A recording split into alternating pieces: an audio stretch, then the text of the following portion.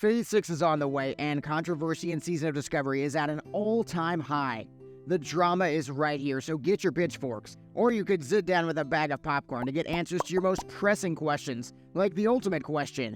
Is Phase 6 going to be good, or is it going to be a massive flop?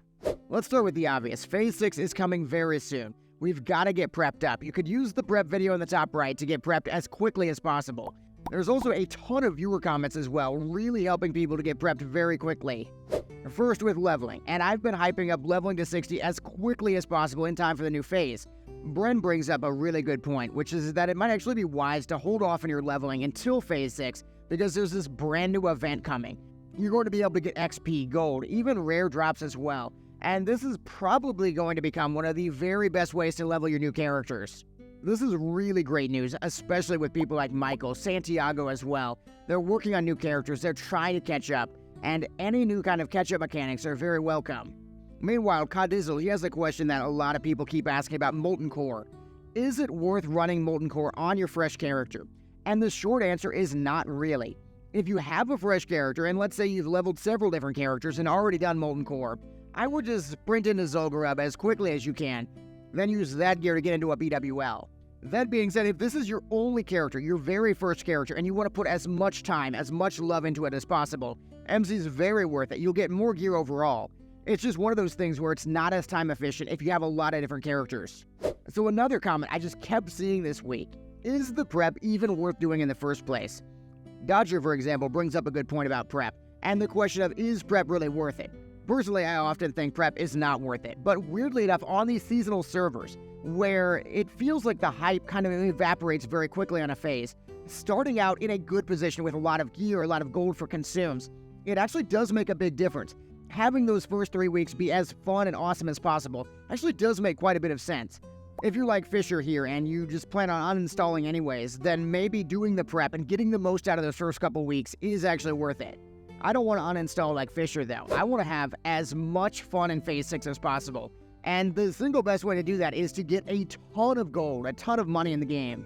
See, everybody is wondering how to make as much gold as possible in Phase 6.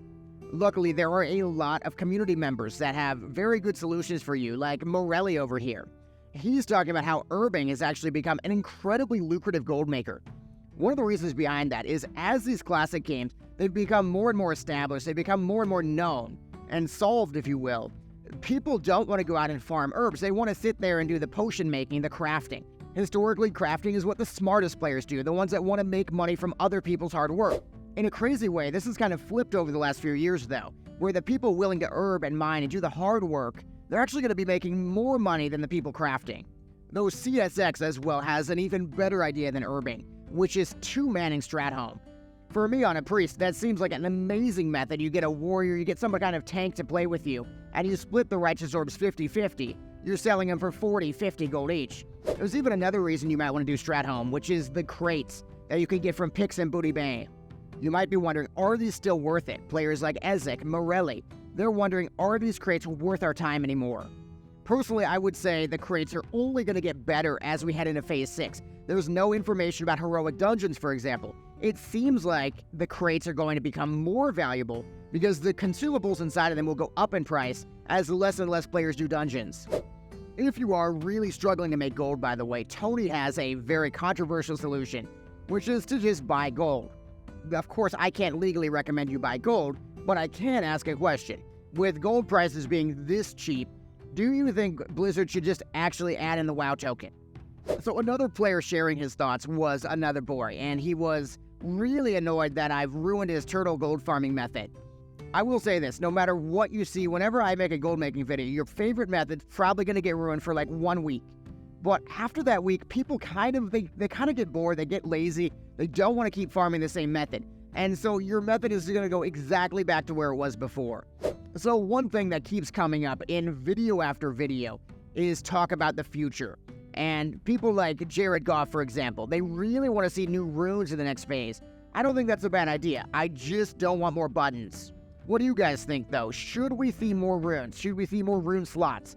How should Blizzard handle runes going into Phase 6 and Phase 7 too? Sasha, meanwhile, is mirroring a very popular question about Karazhan crypts. What phase will come out? Is it still coming? See, at this time, we have no way to know when Karazhan Crypts is coming, but my prediction would be sort of an after the credits scene, after Dax drama, so essentially a Phase 8 that kind of hypes us up and gets us excited for Classic Plus again. Then there's the question of what we should actually get next. Arturo, for example, wondering if Sod is just a gateway to Classic Plus, and that's definitely something I believe as well. Then Heather and Acid, they both have different ideas about some hardcore, maybe even some hardcore Sod as well. The thing I really want to see from Sod implemented into hardcore would be the level bans, the idea of not being forced to level to 60 extremely fast, just being able to take your time and actually enjoy yourself. That does lead us to the ultimate question though, will Phase 6 be good or will Phase 6 end up being a disappointment? I've been browsing a lot of comments on this, and there have been such a mixed number of reactions to Phase 6. A ton of players like Alex, they're just completely done with Sod. They loved Sod, they loved the original phases, but they're just not really feeling the classic endgame a second time around. Fridolin feels kind of similar as well. He doesn't believe there's really any way to bring back the player base at this point, but a big plus to him would be bringing back things like the 10-mans, like when BFD we had such a good time doing 10-mans there. Similarly, Timo, he wants to bring back the Phase 1, the Phase 2 hype with recipes, right? We were supposed to have so many new recipes going into Phase 4, Phase 5, and it feels like that's a place that's really been lacking.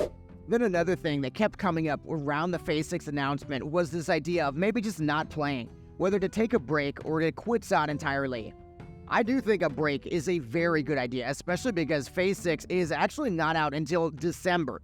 Yes, there is the war effort November 21st, but you won't be able to raid until December. It would not be a bad idea to chill and just play some other games for a month or so. Still, I know a lot of you guys are gonna want to get your Scarab Lord mounts, so maybe taking a break really isn't an option.